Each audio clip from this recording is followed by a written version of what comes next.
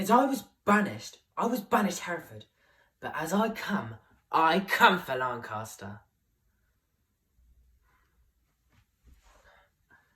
And, noble uncle, I beseech your grace, look on my wrongs with an indifference high. You are my father, for me thinks in you.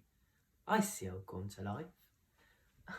Then my father, will you pick that I shall stand condemned, a wandering vagabond, my rights and royalties plucked from my arms perforce and given away to upstarts and thrifts? Wherefore was I born?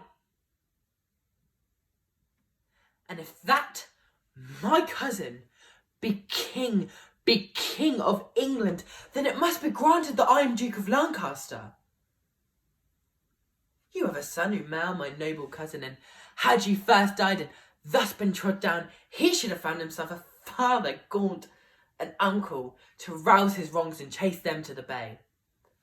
I am denied to see my livery, and yet my letter patents give me leave, and all my father's goods are distrained and sold, and yet are all misemployed.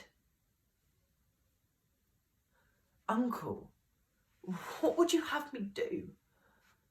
I am a subject, and I challenge law. All attorneys deny me, and therefore, personally, I lay my claim to my inheritance of free descent.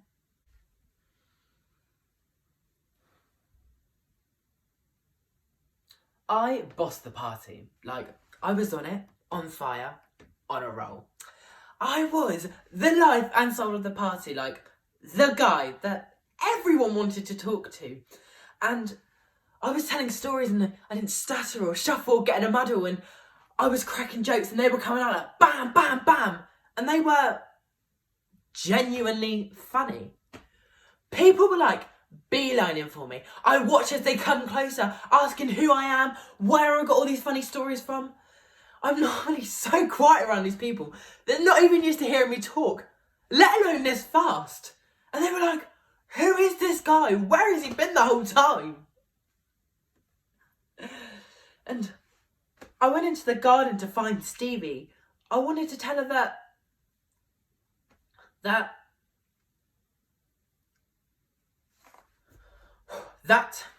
I loved her. So I took her face into my hands and I was like, tell me all your secrets. She pushed my hands away and laughed so much that snot had flown out her nose. She said that I was being too intense, which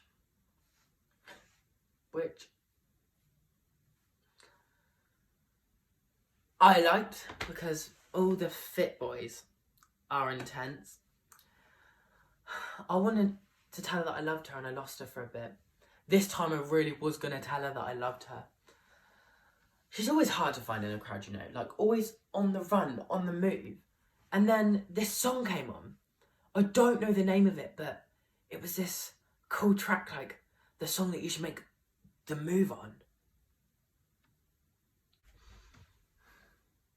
I go out, I meet my friends, and we play Paranoia, which is this game that you find out what people really think about you.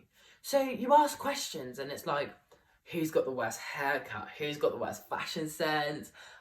Who's the least popular in the room?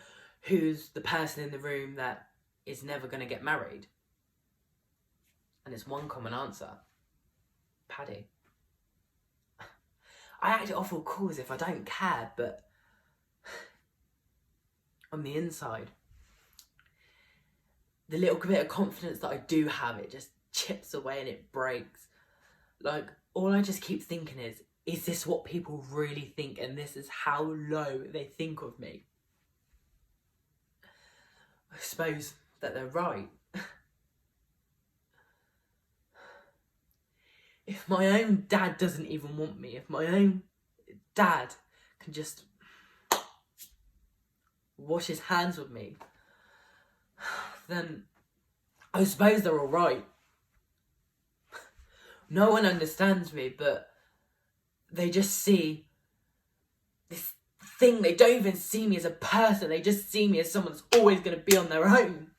And it hurts. But what am I going to do about it? How can I change what people think about me if they already have that perspective in their heads?